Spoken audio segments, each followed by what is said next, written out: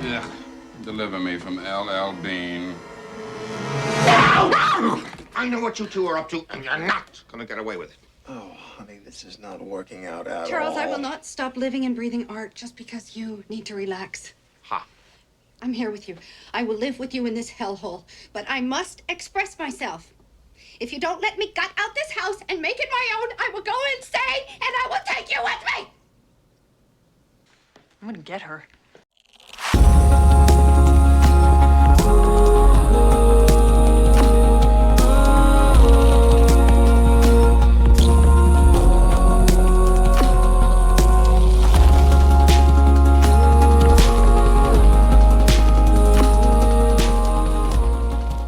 What's up, everybody, and welcome back to the Movie Buffer. Tonight we're going to be discussing Betelgeuse, and we're going to just talk about the 10 things that Betelgeuse reveals about the afterlife. Everybody knows what Betelgeuse is, and if you don't, here's a brief summary. Betelgeuse is a 1988 American fantasy horror comedy film directed by Tim Burton, and it was also written by Michael McDowell, Warren Skerin, and Larry Wilson, produced by the Geffen Company. The primary stars in the movie is Alec Baldwin, Geena Davis, Jeffrey Jones, Catherine O'Hara, and Winona Ryder, with the ultimate character being played by Michael Keaton. The plot revolves around a recently deceased couple as ghosts haunting their former home. They contact Betelgeuse, an obnoxious and devious bio-exorcist from the Netherworld, to scare away the home's new inhabitants. Basically, haunt the house for them. The movie Betelgeuse was a critical and commercial success. It won the Academy Award for Best Makeup and 3 Saturn Awards for Best Horror Film, Best Makeup, and Best Supporting Actress for Sylvia Sidney, the reality-based voice of the movie. The film's success spawned an animated television series, video games, and a 2018 stage musical. So it was a great success, and they are supposed to be coming out with another movie, a sequel to the movie Betelgeuse, later on this year in 2024, so stay tuned for that.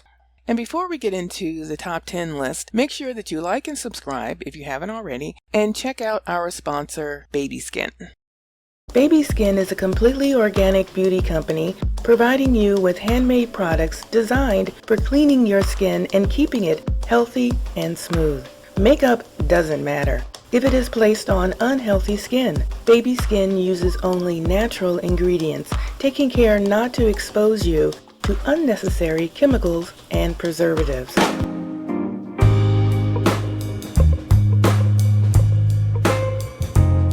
And now onto the list.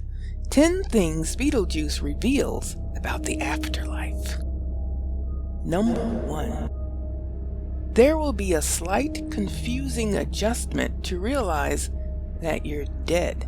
You ever woke up after surgery and felt confused about who you are, who the people around you are? Well, I have. Anesthesia is a crazy thing and can take your memories, much like death. For a few seconds, it may be a bit disorienting. You don't know how you moved from one scene to the next. In a dream state, you accept it because you realize you are dreaming. But in death, you don't understand because you haven't been dead before. It's a different feeling. This is not a dream. Life has a certain quality all its own, a certain feeling, and so do dreams. You know that this is not life. And you know now that this is not a dream. This is a place that comes after life and after dreams. You know this is not life, and you know that this is not a dream. This is what comes after life and after dreams. That was a line in the movie Heaven Can Wait. Very great movie with Warren Beatty. I suggest you check it out. It's kind of fun.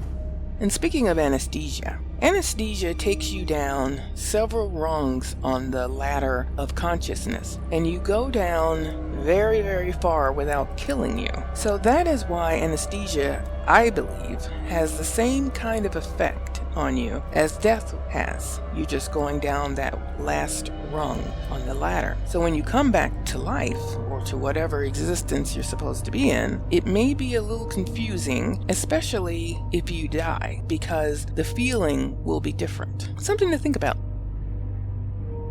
Number 2. Your movement is limited. The ultimate haunted house is haunted because the spirits may be trapped there because that is their designated realm of existence. We all seem to think that we go somewhere after we die, such as heaven, but I feel that it is a bit more complicated than that. There seems to be many levels to the dimensions a particular soul can dwell. For instance, the house of the Maitlands, the sandworm world, yikes, the dimensions of Juno's governmental offices, the lost souls, and where Betelgeuse resides. Which I'm thinking where Betelgeuse resides is very similar to the house where the Maitlands live. That's their primary realm of existence. Number 3. Your existence is being watched and monitored. The cycle of birth and death is being tracked and recorded to determine what your journey through both will be. Juno is a caseworker who is there to assist those who need help adjusting to their current level of existence, much like a social worker of this realm who are there to assist if you need it. People keep referring them back to the handbook of the recently deceased, but since we forget everything when we are born again, who would tell us about the rules? And yes, there are rules and regulations when it comes to the afterlife. I know, very annoying. I was actually told by a close friend who has died that he will be there for me when I die to show me the ropes, quote unquote. Again, for a person like me with a severe adverse reaction to authority, I find it extremely upsetting that there are rules in heavens, or whatever the actual name of this plane of existence is. However, it does kind of make sense because the universe is about checks and balances. The only way to make sure these things happen is to have someone, some entities, make sure that things are balanced. So that is quite interesting. Number 4. Interactions with the living are frowned upon. Ever wonder why ghosts seem to lurk in darkness and in spaces you don't normally dwell, such as the attic, basements, closets? Well, quite simple, because you're not there. They stay out of your way and you stay out of theirs. At night you are sleeping so they can move around more without fear of bumping into you. Except for maybe me, because I'm a very light sleeper, so I wake up all the time during the night.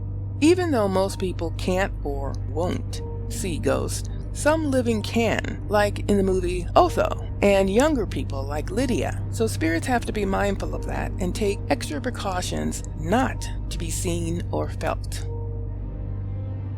Number 5. A haunted house is not a house of pain, but is often a house of love, because souls may come back to that home or property because it is where they felt the most love in their life or lifetimes. I dream of multi-houses where I kind of combine those houses that I've lived in over time into one, but they're really all built on one main home that I lived in for many years as I was raising my children, which ended up being, for me, at this moment in my life anyway, the most comfortable home that I've ever lived in, and so I still dream about it. So when you move into a new home and you find that it is haunted or something is off, just remember that it is haunted because those spirits have loved that property and so they have come back to it. In this movie, the Maitlands came back or stayed in their home because it was a special place for them. It was very obvious. They were fixing it up, they were making it their own, and they were having such a great time doing it. So that is something to be aware of. If you feel that there are spirits in your home, and there probably are, it could be because they love it so much and they feel that it's theirs. And if you take care of the home, acknowledge them, which I always do when I move into a new home. I always acknowledge the ghosts that I may or may not feel around me and just say, I'm here, I love this place, I'm going to take care of it just like you loved it. And they'll probably leave you alone. Probably. Number 6. Bureaucracy follows you. But kind of what we talked about before of checks and balances. Sorry, but your afterlife is not going to be as free, quote unquote, as you seem to think it will be. You won't have to worry about bills and money and relationships of that sort, or your stupid career that you hated, but you still have to deal with the paperwork. There will still be social workers and customer service and people behind the desk who will follow the formalities, and maybe it sucks, but I guess that's the only way the universe can balance itself. It has to have documentation so that it can keep track and control it and keep it under wraps. Make sure that everything is in its place the way it's supposed to be. Number 7.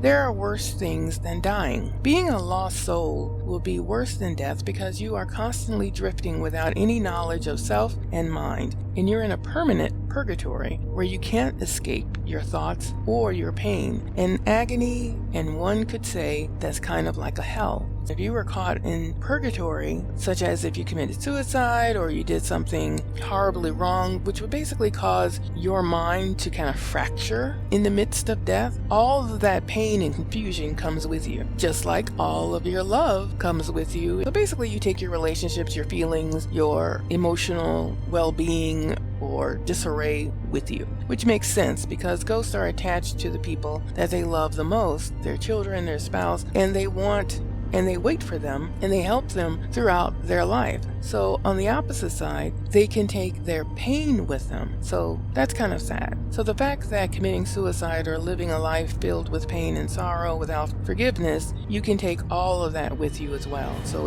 it's best to deal with that here on Earth right now in this physical form. Then you can move on to a better afterlife and hopefully you don't have to come back here. Number 8. Do not dismiss those who say they can see ghosts. Otho, the interior decorator, has had experience with the supernatural and is sensitive. Though people ignore him and ridicule him, he was actually right, though a bit misguided, and clearly hasn't cultivated his gifts. Gifts that we all have, by the way. Unfortunately, when you do rituals that you haven't researched and do not entirely understand, you can unleash something you do not want in your world. Lydia does this when she allows Betelgeuse to enter onto the living plane, yet so did Barbara Maitland when she brought him to the threshold to haunt the Dietzes. Desperate times brings desperate measures. So as I tell everyone, do not do a seance. Do not play around with a Ouija board unless you know exactly, and I do mean exactly, what you are doing. Number 9. You can be an entrepreneur in the afterlife like a bio-exorcist. Our favorite ghost, the ghostess with the mostest, Betelgeuse himself, is ousted from being Juno's assistant because he would not follow the rules. So he starts his own gig. He knows that not all ghosts know how to haunt properly or even really want to. So that's where Betelgeuse comes into play.